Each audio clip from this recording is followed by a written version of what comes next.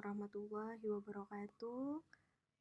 Apa kabar semua mahasiswa Universitas Terbuka yang saya banggakan? Semoga semua dalam keadaan baik dan masih semangat dalam mengerjakan tugas, terutama tugas karya ilmiah. Pada kali ini, saya akan membahas tentang tugas 3.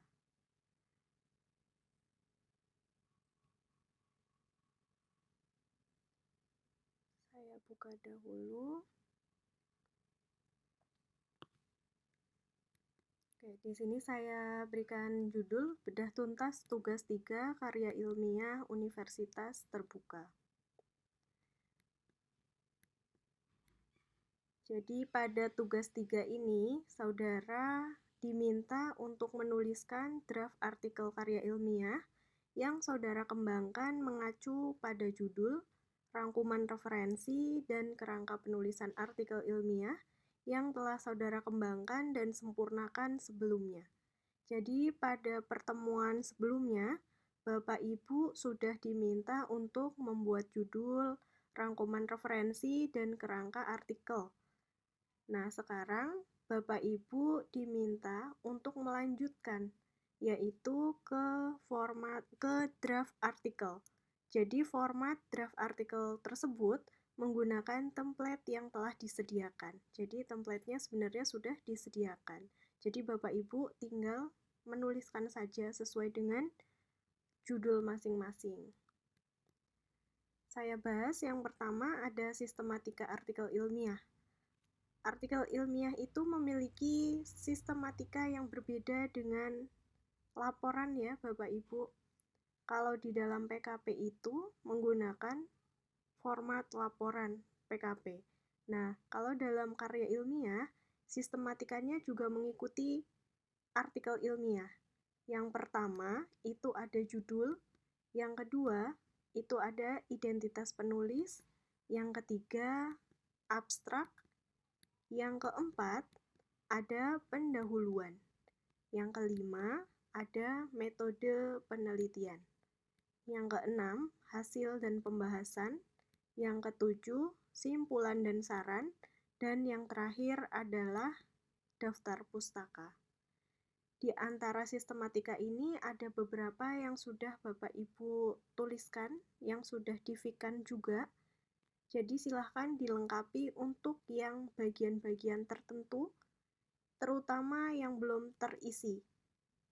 Untuk sistematika baku dari UT seperti ini ya Bapak Ibu. Saya berikan penjelasan lebih lanjut mengenai sistematika. Yang pertama mengenai judul. Jadi tuliskan judul yang sudah di-ACC atau disetujui oleh dosen pembimbing. Nah, ketika pada pertemuan TUEP pertama maupun kedua, saya rasa semua mahasiswa sudah disetujui ya Bapak Ibu untuk judulnya. Dan jika ada yang terlewat atau kemarin tidak mengikuti untuk webinar, jadi silahkan dikontak dosen pembimbingnya untuk konsultasi masalah judul dahulu. Jadi judulnya itu di-ACC dulu ya Bapak Ibu, disetujui oleh dosen pembimbing, baru dilanjutkan. Kalau judulnya sudah di-ACC, selanjutnya Bapak Ibu tuliskan identitas penulis.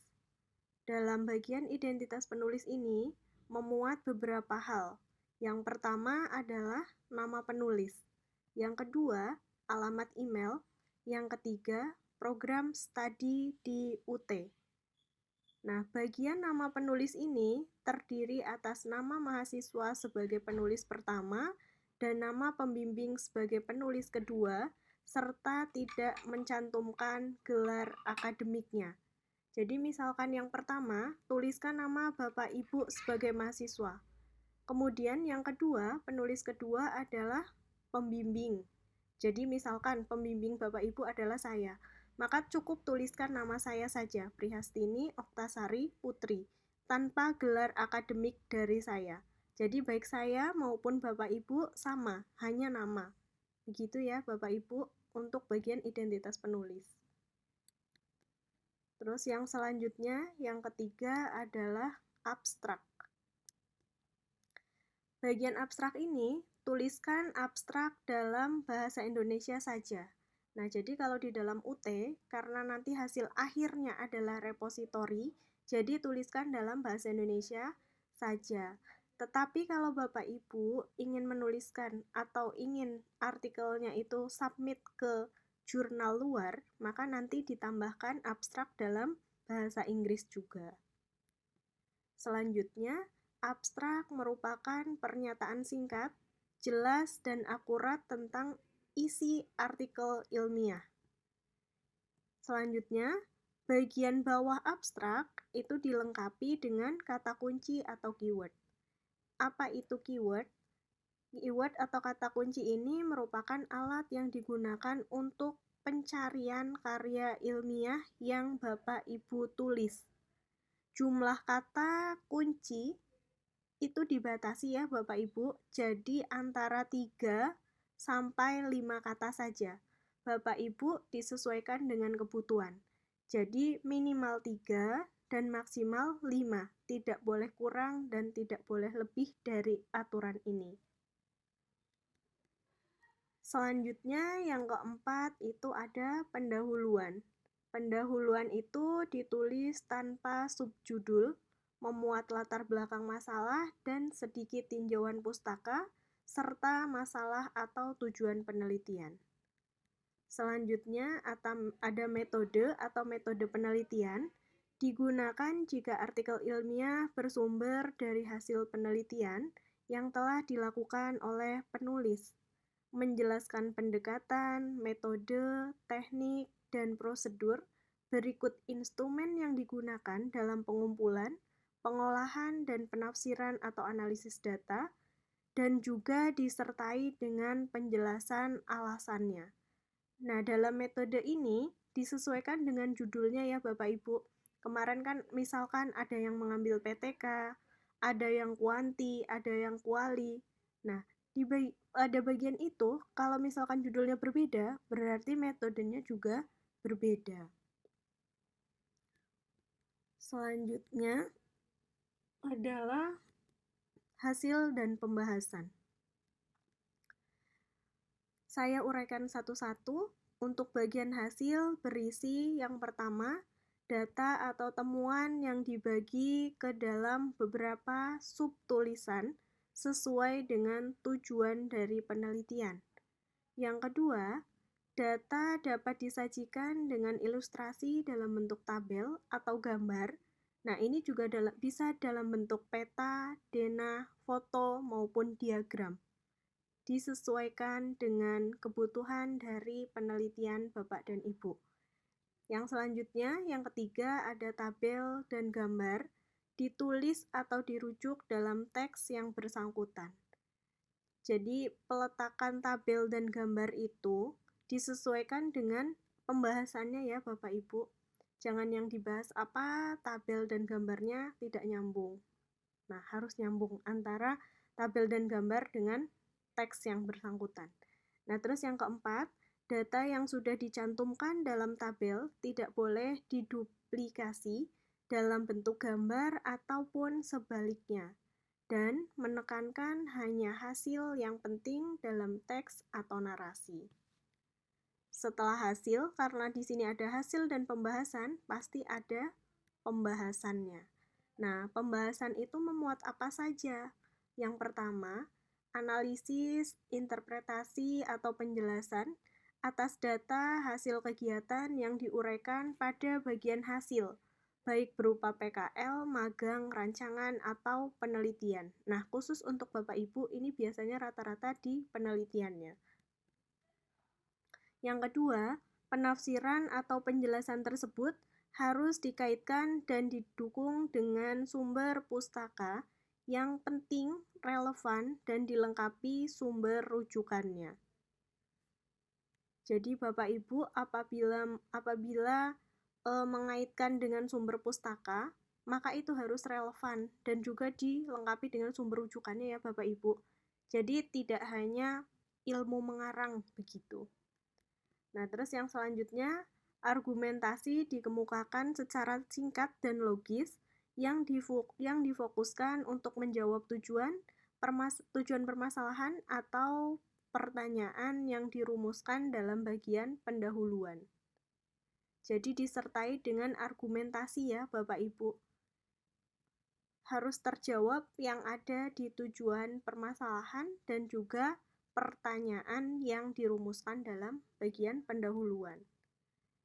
Yang selanjutnya, pernyataan dalam paragraf dikemas dengan baik, dimulai dari pendapat Bapak Ibu sendiri di awal paragraf, terus diikuti dengan dukungan pustaka sumber rujukan, dan diakhiri dengan kalimat penyimpulan serta ulasan dari beberapa pendapat peneliti sebelumnya. Jadi misalkan peneliti sebelumnya melakukan penelitian yang sama dengan Bapak Ibu, itu bisa dicantumkan. Dan nanti yang terakhir, pendapat dari peneliti yang sebelumnya itu harus dicantumkan dalam daftar pustaka. Selanjutnya ada simpulan dan saran. Simpulan itu bukanlah merupakan ringkasan uraian, melainkan bersumber dan disarankan dari temuan yang konkret dan penting yang terdapat dalam uraian pada bagian hasil dan pembahasan sebelumnya.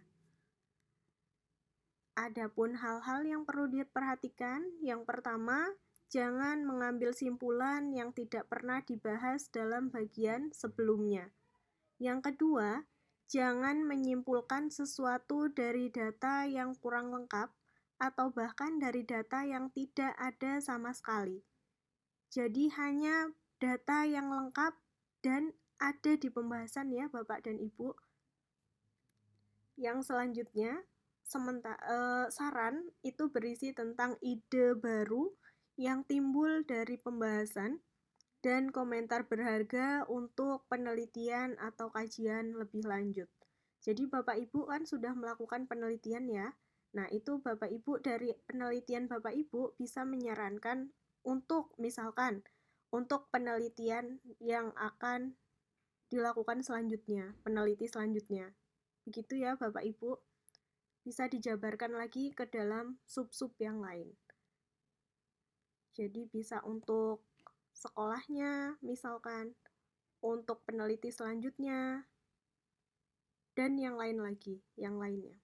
Nah, terus yang terakhir ada daftar pustaka. Daftar pustaka ini berisi pustaka yang dirujuk saja dengan ketentuan. Yang pertama, sekurang-kurangnya memuat 10 referensi.